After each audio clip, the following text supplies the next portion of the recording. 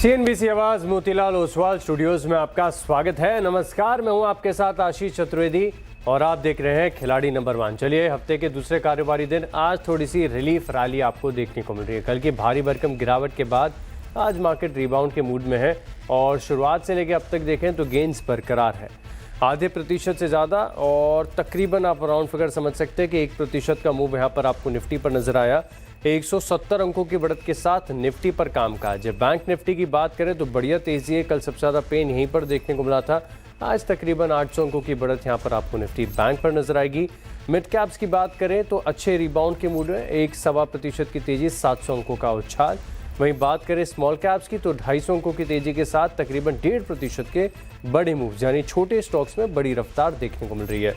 Advance और decline के आंकड़े कल के बिल्कुल विपरीत। कल हमने देखा था कि एडवांस डिक्लाइंस के पक्ष में था, आज एडवांसेस काफ़ी ज़्यादा। इनफैक्ट 2394 शेयर ऐसे हैं जहां पर बढ़त है और 473 ऐसे हैं जहां पर गिरावट के साथ आपको कारोबार नजर आएगा। समझते हैं कि इंडेक्स का हाल क्या है, और ये बहुत ही इंटरेस्टिंग स्क्रीन रोज़ आपके सामने आती है। इंडिया विक्स अनसर्टेनिटी का इंडिकेटर है और 14% कूल ऑफ होता हुआ नजर आया।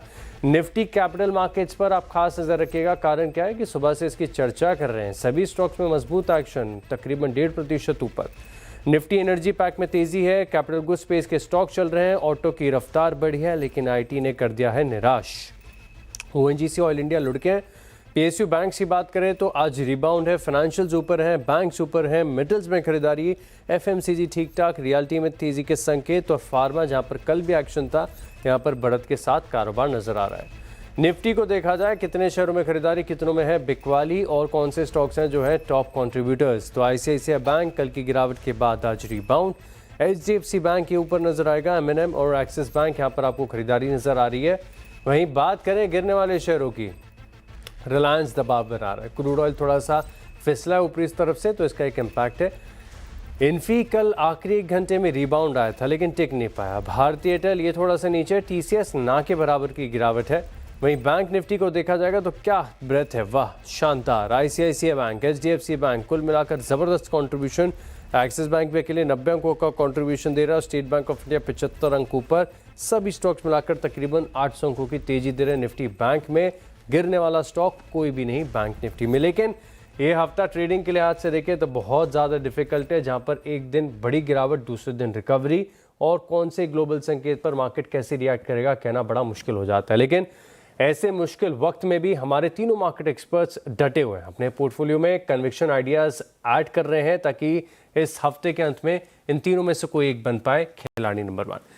चलिए शो में करिए स्वागत। सबसे पहले मेरा सेट शेर खान से Muthu Selvaraj M, LKP security से रूपक डे, और आईडीबीआई कैपिटल के देवेन मेहता हमारे साथ। आप तीनों को नमस्कार, शो में स्वागत है। और पोर्टफोलियो की करें चर्चा और आज की रणनीति समझें। इससे पहले अब तक की परफॉर्मेंस, यानी कल 3:30 बजे तक की परफॉर्मेंस क्या कह रही है, ये स्क्रीन पर आएगी। थोड़ी देर में दर्शकों के सामने अपडेटेड परफॉर्मेंस भी रखेंगे। मुथु सेल्वराज एम का पोर्टफोलियो बिल्कुल फ्लैट लेकिन हरे निशान में है। रूपक डे के पोर्टफोलियो को देखा जाए तो 7% का पेन है। क्या गलत गया है, क्या रिस्क मैनेजमेंट में गड़बड़ी हुई है, स्टॉक सिलेक्शन में गलती हुई है, समझेंगे और अपनी गलती सुधारेंगे। देवेन मेहता से बात करेंगे क्योंकि सिर्फ आधे प्रतिशत के मूव्स इनके पोर्टफोलियो में गिरावट के तौर पर देखने को मिल रहे हैं। कौन सा स्टॉक है जो डेंट दे गया, इसे भी हम समझेंगे। लेकिन अब एक काम करते हैं, एक एक करके पहले आपसे रणनीति पूछूंगा मैं, और रणनीति के बाद आपके पोर्टफोलियो का चेक लेके आइडियाज़ भी देखेंगे, एक साथ ही कर लेंगे। तो मुथु सेल्वराज जी, सबसे पहले पोर्टफोलियो बिल्कुल फ्लैट है आपका। ऐसे मार्केट में ज़्यादा इंपॉर्टेंट ये होता है कि आप अपने कैपिटल को प्रोटेक्ट करके रखें। मुनाफा हो ना हो लेकिन नुकसान नहीं होना चाहिए। इसका बखूबी एग्जाम्पल आपने दिया अपने पोर्टफोलियो के परफॉर्मेंस के लिहाज से। हालांकि सिर्फ एक ही दिन हुआ है अभी तक। क्या स्ट्रैटेजी है, क्या अब रिबाउंड की तरफ है, या फिर कल आपका रुक था सेल ऑन राइज का, आज अगर एक राइज मिला है तो यहाँ पर आप बिकवाली करेंगे? सर आज तो पुल बैक एक्सपेक्टेशन था, तो कल का दिन में सेकंड हाफ का दिन जो लो मारा वहां से थोड़ा बाउंस बैक का एक्सपेक्टेशन था। इसके लिए मैं जो शॉर्ट पोजीशन क्लोज करके लॉन्ग में चूज किया। तो मुझे लगा कि वो सपोर्ट लग रहा है कि 23,600 टू 23,500 का एक स्ट्रॉन्ग सपोर्ट लग रहा है नियर टर्म के लिए। इसके लिए मैं बाइंग में गया, और कल मैं बताया था कि वो 20 ये exponential moving average weekly base में 24,050 था, वो क्रॉस करने के बाद मैं लॉन्ग का चूज किया। इसके लिए मेरे को लग रहेगा, और पुल बैक रैली कंटिन्यू कर सकता है 24,300 तक, वो हार्डल क्रॉस करेगा निफ्टी में 24,300 तक, और अपन एक्सपेक्ट कर सकता है 24,500 तक, क्योंकि वहां पे एक स्ट्रॉन्ग कॉल रेटिंग भी देखने मिला, वीकली एक्सपायरी आज है, तो 24,500 का स्ट्रॉन्ग रेसिस्टेंट देखने मिल रहा है। तो मेरा रेंज आज 24,000 टू 24,500 तक हो सकता है रेंज, तो ऑल इसीलिए राइट, मैं चलिए लॉन्ग में स्विच ओवर किया है, शॉर्ट स्क्वायर ऑफ करके। परफेक्ट है। मतलब लॉन्ग पर फोकस है और मार्केट की रिकवरी के साथ आपको भी अपना व्यू बदलना आना चाहिए। एक काम करते हैं सर, आपका पोर्टफोलियो अभी देखते हैं कौन से स्टॉक्स को आपने आइडेंटिफाई किया और कौन से स्टॉक्स गलत पड़े हैं। देखते हैं, आपका पोर्टफोलियो स्क्रीन पर आएगा, इससे समझा जाएगा। बीएसई लिमिटेड क्या आइडेंटिफाई किया, लेकिन मैं पूछूंगा आपसे कि इसमें कौन से स्तरों पर आपने प्रॉफिट बुकिंग की है, क्योंकि स्टॉक आज बहुत बढ़िया कर रहा है। तकरीबन देखें तो 3% की तेजी है। एफडीसी बड़ी ट्रेडिंग की है सर, बड़ी लंबी लिस्ट है। एग्जिट 3 स्टॉक्स में HAL, Shriram finance, Ambuja cement है। प्रॉफिट बुकिंग यहाँ पर एफडीसी में देखने को मिली। बीएसई लिमिटेड भी बहुत बढ़िया पकड़ा।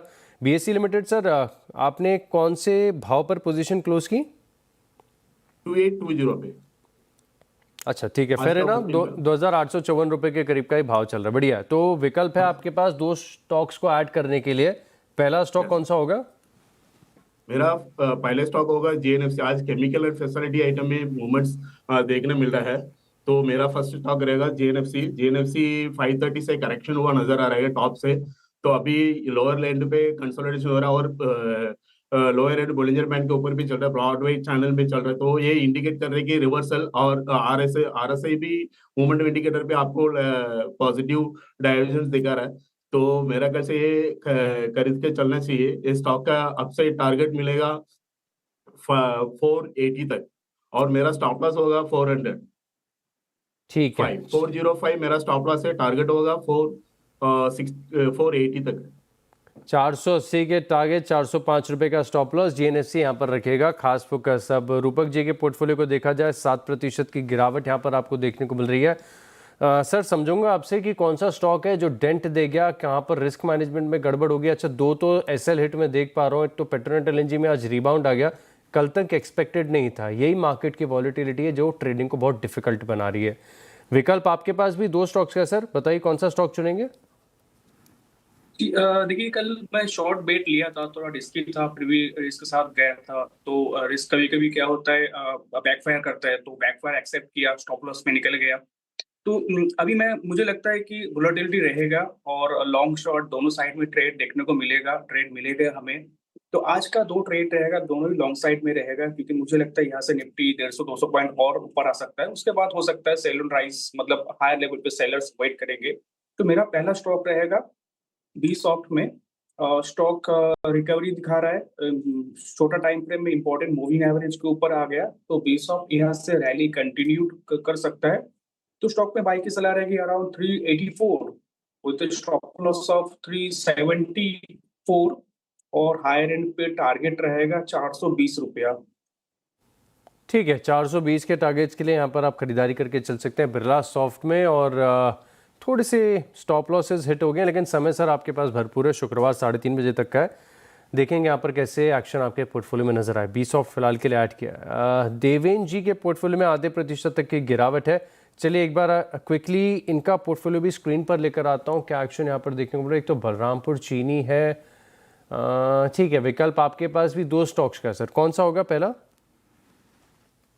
जी बिल्कुल। मार्केट में देखा जाए तो कल से हम लोग एक्सपेक्ट कर रहे थे कि एक बाउंस बैक आएगा, और वो बाउंस बैक आज एक्सपेक्टेड था, वो हमें देखने मिला। मेरे हिसाब से आज के दिन में थोड़ा सा साइडवेज हो सकता है मार्केट, लेकिन स्टॉक स्पेसिफिक एक्शन रहेगा।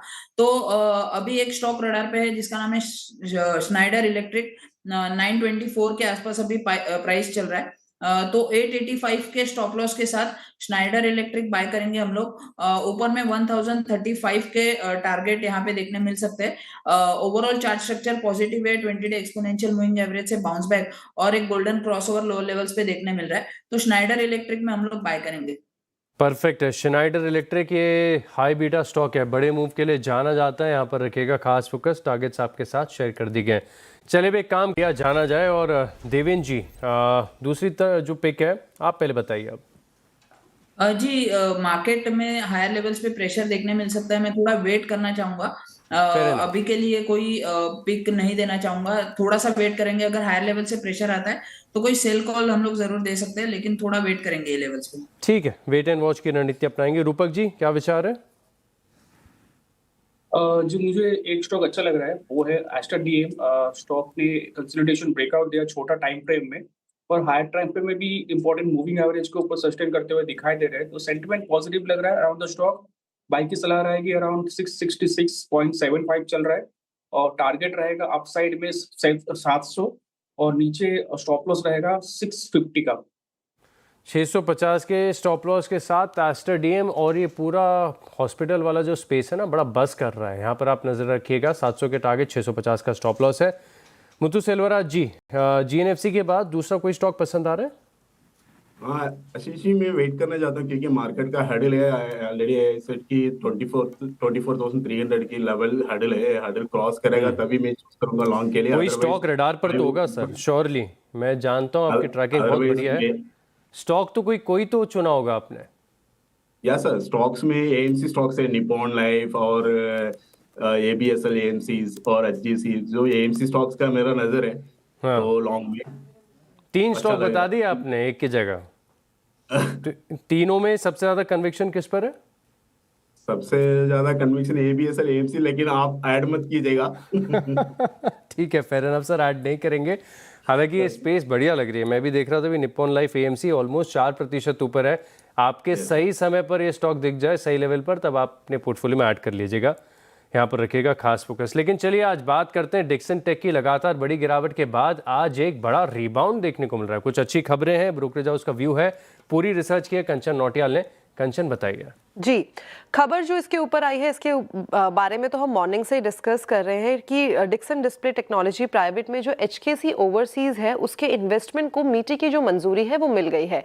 इसके बाद अगर शेयर होल्डिंग पैटर्न देखा जाए तो डिक्सन टेक का यहाँ पे 74% का स्टेक होगा। वहीं एचकेसी की बात करी जाए तो 26% की जो हिस्सेदारी है इनकी होगी। अब देखिए, इंडिया के अंदर एलसीडी और टीएफटी एलसीडी डिस्प्ले जो है ये कंपनी अब जो है आपको बनाती हुई दिखाई देगी। इसके बाद ब्रोकरेज का स्टैंड आया है। 2 काफी इंटरेस्टिंग ब्रोकरेज आई है। नोमुरा ने यहाँ पे खरीदारी की राय दी है, और जो कल का क्लोजिंग प्राइस था 9,800 के करीबन का, वहां से उनका मानना है कि करीबन 45 to 48% का जो अपसाइड है वो देख रहे हैं, और जो टारगेट उन्होंने कोट किए हैं 14,678 रुपीज के। भाई जेपी मॉर्गन ने ओवरवेट की यहाँ पे कॉल दी है, और उनका मानना है कल के क्लोजिंग से करीब 25% का अपसाइड, 13,000 के जो टारगेट है वो कोट कर दिए गए हैं। सबसे पहले तो जो ये खबर है उनको काफी ज्यादा पसंद आई है। उन्होंने बोला है कि जो डिस्प्ले मॉड्यूल है उससे जो बैकवर्ड इंटीग्रेशन है वहां से मार्जिन्स को अच्छा खासा सपोर्ट मिलता हुआ दिखाई देगा। जो प्लांट कंस्ट्रक्शन है वो इस टाइम पे ट्रैक पे दिखाई दे रहा है। फिस्कल ईयर 27 Q2 तक जो ट्रायल है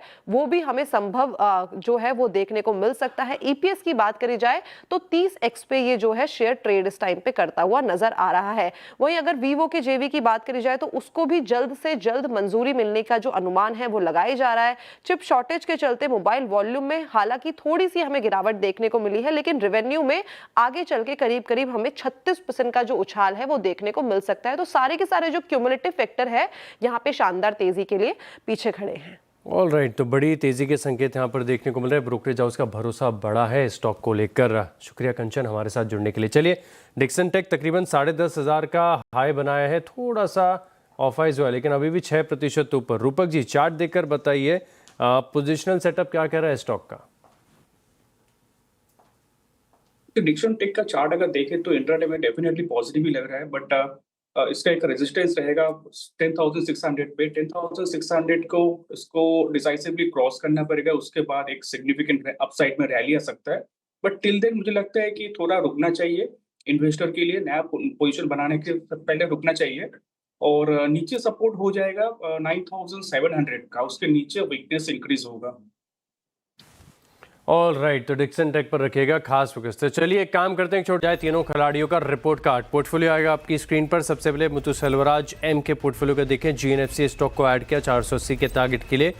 जिन स्तरों से आपके साथ शेयर किया गया, देख लेते हैं स्टॉक फिलहाल के लिए क्या कर रहा है। हालांकि बहुत कुछ ही मिनटों का समय हुआ है स्टॉक ऐड करके। क्या बात है, आधे प्रतिशत ऊपर, बहुत बढ़िया, शानदार। अब देखते हैं रूपक जी के पोर्टफोलियो को। सोनाटा सॉफ्टवेयर, बिरला सॉफ्ट और एस्टर डीएम। आईटी पर फोकस और कंसंट्रेशन थोड़ा सा बढ़ रहा है। परफॉर्मेंस के लिहाज से तीनों आइडियाज़ क्या कर रहे हैं, बी सॉफ्ट ये थोड़ा सा ऊपर है, सोनाटा डेंट दे रहा है काफ़ी ज़्यादा गहरा। एस्टर डीएम ये थोड़ी ठीक ठाक की तेज़ी यहाँ पर देखने को मिलेगी। वहीं देवेन मेहता के पोर्टफोलियो में देखें तो श्नाइडर इलेक्ट्रिक 1035 रुपये का टारगेट है और कर रहा है ये स्टॉक फिलहाल के थोड़ा सा ऊपर ही कारोबार। फाइनल रिपोर्ट कार्ड आपकी स्क्रीन पर, समझ लेते हैं। अब रूपक जी के पोर्टफोलियो में गिरावट गहराई 8% नीचे। देवेन मेहता का पोर्टफोलियो हरे निशान में आने के प्रयास में। वहीं मुथु सेल्वराजम लीड कर रहे हैं 3.17 के गेंस के साथ। चलिए, आप तीनों मार्केट एक्सपर्ट्स का बहुत बहुत धन्यवाद और इसी के साथ खिलाड़ी नंबर 1 में इतना ही। आप बने रहेंगे CNBC आवाज़ के साथ। नमस्कार।